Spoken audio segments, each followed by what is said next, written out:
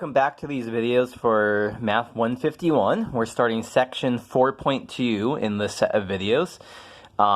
This is about the concept of extreme values, and we're continuing our journey through chapter 4, where the important thing is we're looking at various applications of the derivative. So we know how to take derivatives, now we're going to see what we can do with them. And the concept of extreme values and being able to locate and identify extreme values is one of the most important applications of derivatives. So what do I mean by this? What is our problem set up here for extreme values? So let's say that we have a graph that looks something like this. And so we want to know, where is the function the highest? We want to maximize something.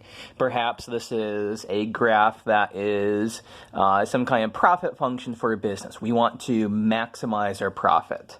So here we have x, here we have the f of x axis, and so drawing the picture, this is going to be the maximum value.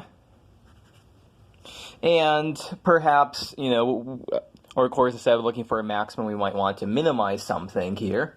And so our goal is, in this section, is that we want to find maximum and minimum values.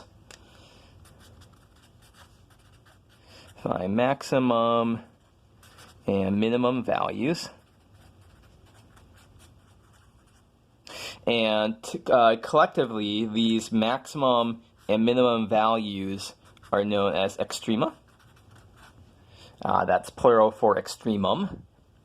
And overall, the word for what we're doing is that we are optimizing. We're performing optimization.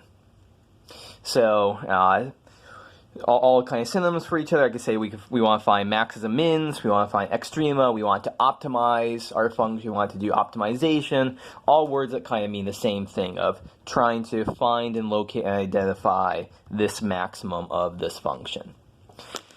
So as we go on, let's have some definitions here. So extreme values on an interval. So for the time being, we're going to think about intervals particularly. So if we have a function defined on some interval, and a is a point on the interval, we say f of a is the absolute minimum of f if f of a is less than or equal to f of x for all x in an interval. It's the absolute maximum of f on I if f of a is greater than or equal to f of x for all x in I. So let's go back to this picture here. So maybe our interval is running from here to here. That's I.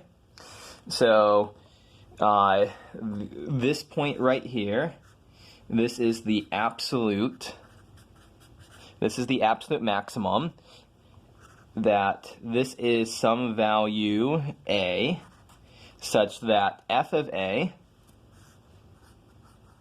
is greater than or equal to f of x for all other x in our interval. We also have an absolute minimum here. So at this point b, f of b is less than or equal to f of x for all other x in our interval. So we have, in this problem, we have both an absolute maximum and an absolute minimum. So once again, here's the definition for extreme values on intervals. So one question we might ask at this point is, does every function defined at every interval have both an absolute maximum and absolute minimum? And the answer is going to be no. So does every function defined on every interval, and maybe any works better there, always have absolute max and min? And so, as I said, the answer is no. And so let me draw a couple of pictures here to help illustrate, to show some reasons why the answer is no. So picture number one is, suppose that we have a function that here's our interval a to b.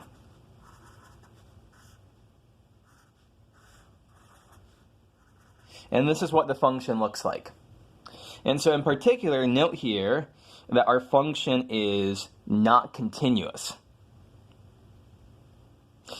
And so it has an absolute minimum,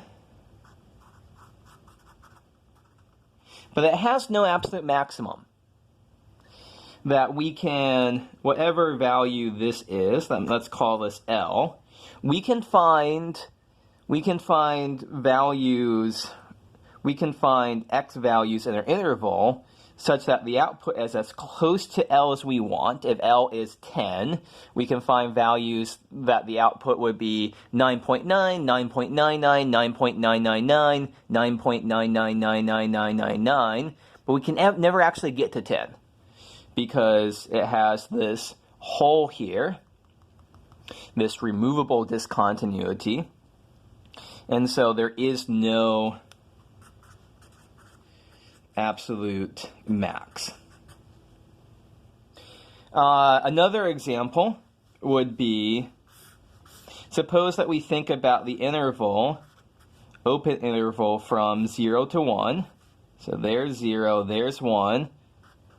And we think about the function f of x is 1 over x. So once again, there is an absolute minimum here at 1, but there's no absolute maximum because this goes off to infinity.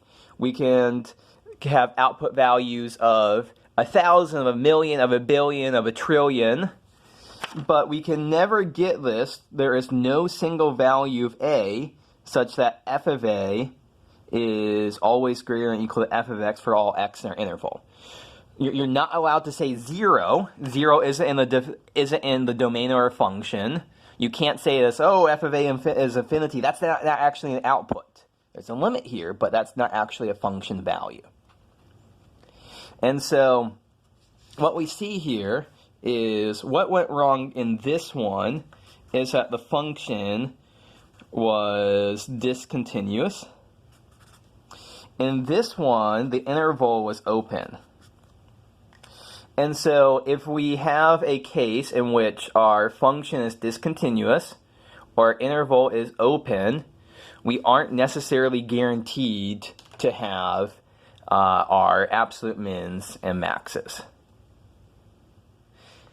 However, to finish off this video, if we do have both a closed and bounded interval, and we have a continuous function, oops, wrong, that was the wrong slide here. Here is the slide I want. It is existence of extrema on closed bounded intervals. If we have a closed bounded interval, and we have a continuous function, we are guaranteed to have our function take on both a minimum and a maximum value on that interval. So go back to the first picture that we had here. This is a continuous function. There's nothing weird going on here. We had a closed interval, closed bounded interval. So by this theorem, we are guaranteed to have both an absolute max and an absolute min.